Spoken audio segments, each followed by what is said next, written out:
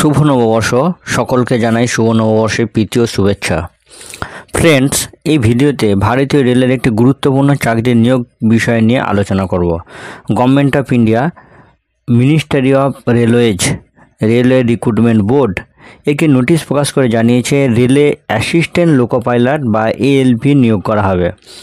এই নিয়োগের সিইএন নম্বর 01/2025।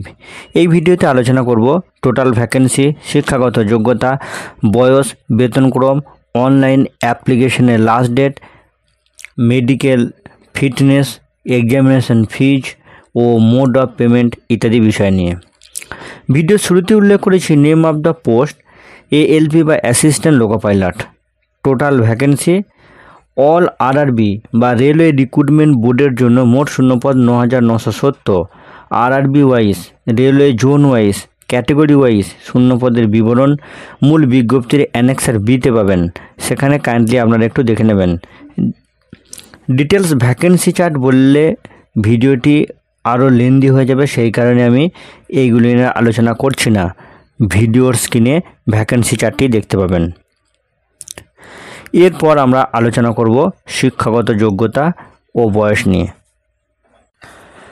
মাধ্যমিক ও সেই সঙ্গে NCVT/SCVT এর শিক্ষিত প্রতিষ্ঠান থেকে ITI-এর যে ট্রেডে পাস করতে হবে সেগুলি হলো fitter, electrician, instrument mechanic, millwright maintenance mechanic, mechanic within bracket radio and TV, electronic mechanics, mechanic within bracket motor vehicle, wireman, tractor mechanic, armature and coil winder, mechanic within bracket diesel, heat engine, turner, machinist, refrigeration and air conditioning mechanic. অথবা মাধ্যমিক ও সেই সঙ্গে উপরি উল্লেখিত যে ট্রেডগুলোর কথা বললাম সেই ট্রেডগুলোতে অ্যাপ্রেন্টিস কোর্স করা থাকতে হবে।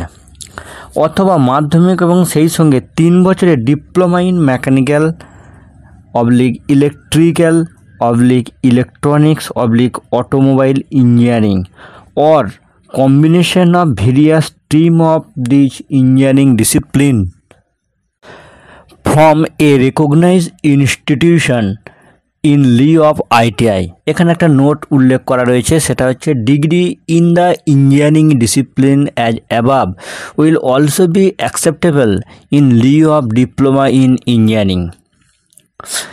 এবার আলোচনা করব এজ বা বয়স নিয়ে। বয়স হতে হবে 1/7/2025 অনুসারে 18 থেকে 30 বছরের মধ্যে।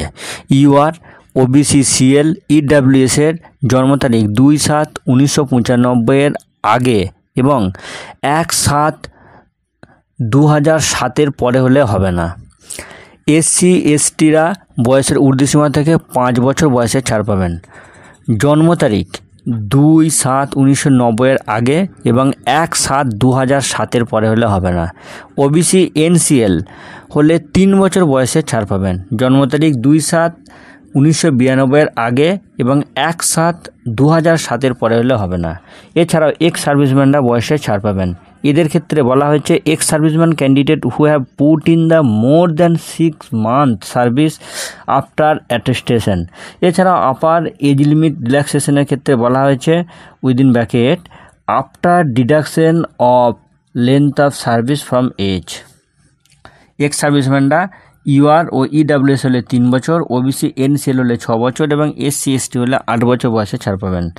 বেতনক্রম হিসেবে বলা হচ্ছে pay level in 7 CPC level 2 initial pay 19,900, medical standard A1। Examination fees হিসাবে যেটা উল্লেখ করা রয়েছে মূল বিজ্ঞপ্তিতে সেটা হচ্ছে SC ST, ex serviceman, female, transgender, minorities or economically backward class বা EBC এর জন্য 250 টাকা এবং এই সংরক্ষণ ক্যাটাগরি ছাড়া সকলকে 500 টাকা এক্সামিনেশন ফি হিসাবে শুধুমাত্র অনলাইন মোডে যেমন ইন্টারনেট ব্যাঙ্কিং, ডেবিট/ক্রেডিট কার্ড ইউপিআই এর মাধ্যমে পেড করতে হবে। সব ক্ষেত্রে CB1 অ্যাটেন্ড করলে ব্যাঙ্ক চার্জ ডিডাকশনের পর সংরক্ষণ তালিকাভুক্তদের 250 টাকা এবং বাকি ইউআর বা সংরক্ষণের বাইরে থাকা সকলকে 400 টাকা রিফান্ড করা হবে। চাকরি প্রার্থীদের উদ্দেশ্যে বলবো, RRB এর অফিসিয়াল ওয়েবসাইট পুনরায় সমস্ত তথ্য রিচেক করে অনলাইন অ্যাপ্লিকেশান জমা করবেন। অনলাইন অ্যাপ্লিকেশানের লাস্ট ডেট 11/5/2025 রাত্রি 11:59 পর্যন্ত। অনলাইন অ্যাপ্লিকেশান শুরু হয়েছে 12/4/2025। আশা করি ভিডিওটি আপনাদের উপকারে লাগবে। ভিডিওটি ভালো লাগলে লাইক করুন, শেয়ার করুন, যাতে সকল কর্মপ্রার্থীদের কাছে ভিডিওটি পৌঁছায়। আর এই রকম তথ্য সমৃদ্ধ ভিডিও পেতে চ্যানেলটি সাবস্ক্রাইব করে বেল আইকন প্রেস করে অল নোটিফিকেশন অন করে রাখুন। সকলেই ভালো থাকুন, সুস্থ থাকুন। ধন্যবাদ।